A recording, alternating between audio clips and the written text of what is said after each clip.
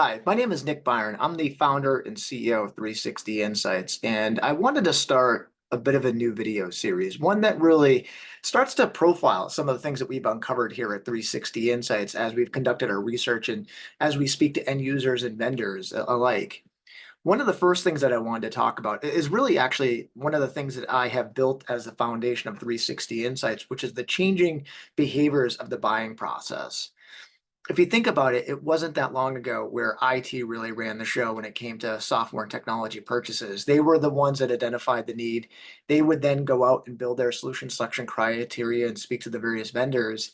And really, whatever they landed on as the solution of choice was the one that they actually ended up selecting. And at the end of the day, there was no real scrutinization over the buying process. So whatever they picked, that's what the organization was stuck with.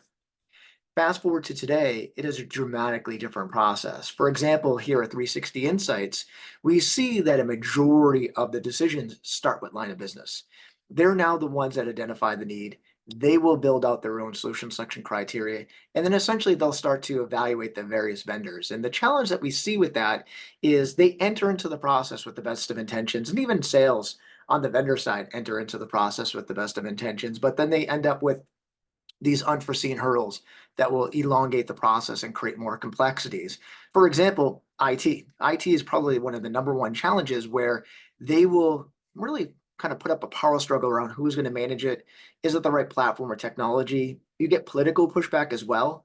IT's really been stripped down to a skeleton what they once were due to outsourcing and cloud. So they'll just politically push back at a fear of losing more control within the organization. And then you have financial oversight. We now find that someone in the office of the CFO is typically responsible for signing off on opportunities. And the challenge you have with those individuals is at the end of the day, they typically don't really know or understand what they're evaluating. They don't understand what the impact is going to be to the organization.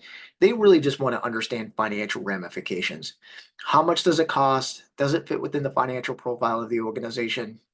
Maybe they might want to look into an ROI, a TCO analysis, but typically not much more beyond that.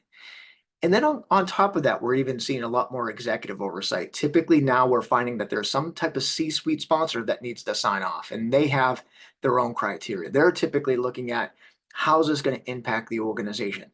How's it going to reduce cost? How's it going to increase efficiency? How's it going to impact employee experience and so on and so forth? And what we're finding is that both buyers and sellers will enter into the best of intentions of the sales process. But again, these unforeseen hurdles will create more complexities, elongate the process, and so on and so forth.